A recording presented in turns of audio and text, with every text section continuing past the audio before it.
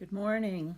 It's Mrs. Murder here, and I'm here to review another book. We are going to look this time at one of the Cadfael Chronicles.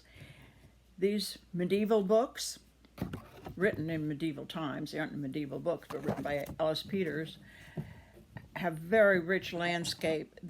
It's beautiful and it's intriguing. You will really like it. If you've watched any of the videos, either check them out of the library, seen them on television, you will be enchanted by the cloister, by Shrewsbury, and by the monk, Brother Cadfael.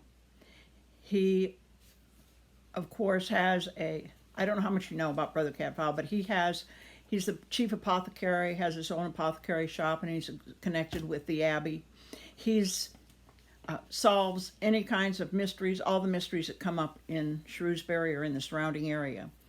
And I found enough. I watched the second book and read it and then watched it to compare the two.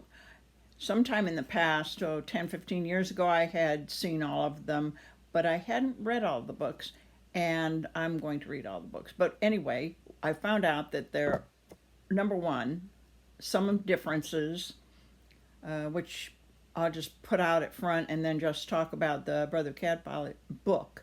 But there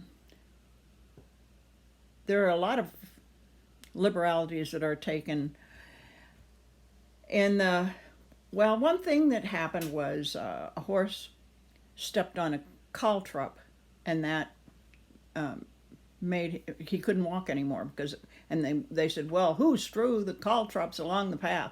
And I thought, what is that? Well, if you were watching the video, you know what it is, because they show you the horse's hoof and they take this star thing out of the hoof of the horse, and people strew them along there to catch robbers or to stop people on a trail.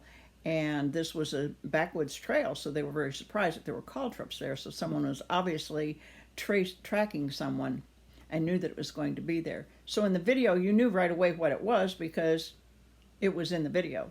But there was one thing that was in the video that I didn't appreciate, and that was when they did the torture with hot iron. There wasn't any torture with hot iron in the book.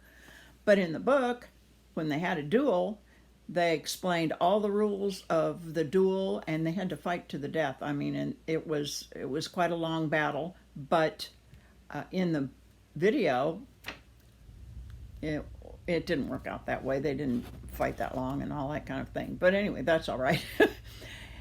The character development was, they don't have to develop the character in a video, because you see the actor portrays the character of the person he is supposed to be. Well, this doesn't always come out as the most effective way of really understanding a character. I really like the descriptions of the characters and their personalities, and I loved the comparison in the book between the two main protagonists. We'll call them the heroes, but then one we don't think is a hero, but he turns out to be a hero. But anyway, my language is very limited.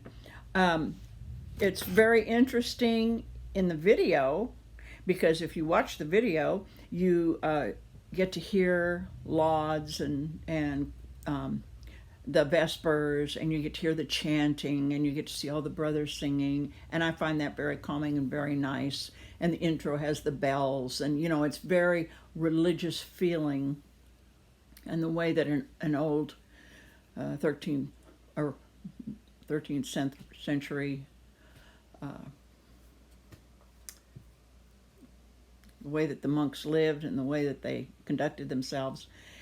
In the book, you're continuously reminded by Cadfael, oh, I may be late for Vespers. Oh, I have to get up and be there for Lauds. I have to be there for Matin. I have to be there for, so we're realizing that even though he is on the trail and in hot pursuit of a villain, he has to be back in the church, in the cathedral, with all of his brothers and praying and everything. This is just the love the horse trails and the traveling by horse and seeing the different parts of the woods.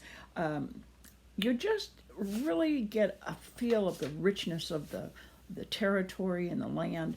And this is about a war. There's a war because the king has died, and now there are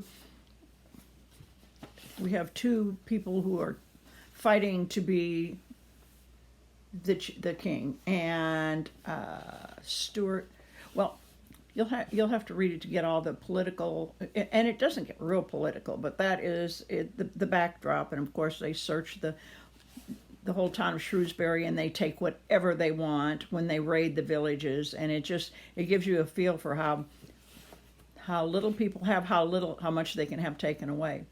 And Brother Cadfael's little place where he has all of his herbs and medicines and has his gardens and things like that. That's fascinating.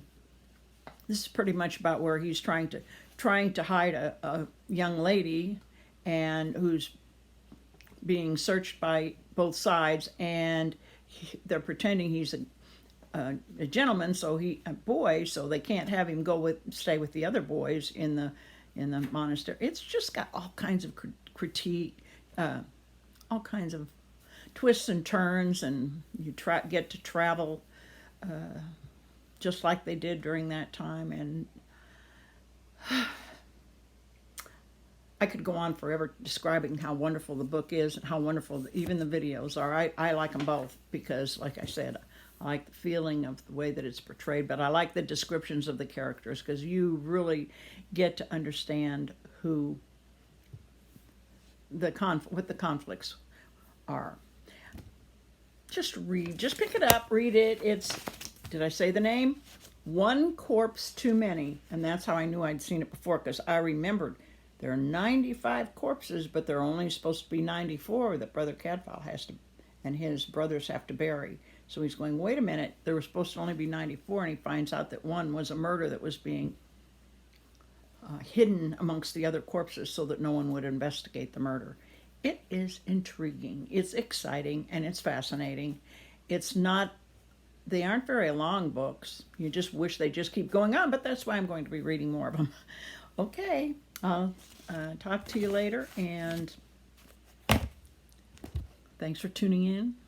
Thanks for checking in, and I'll see you later. Bye.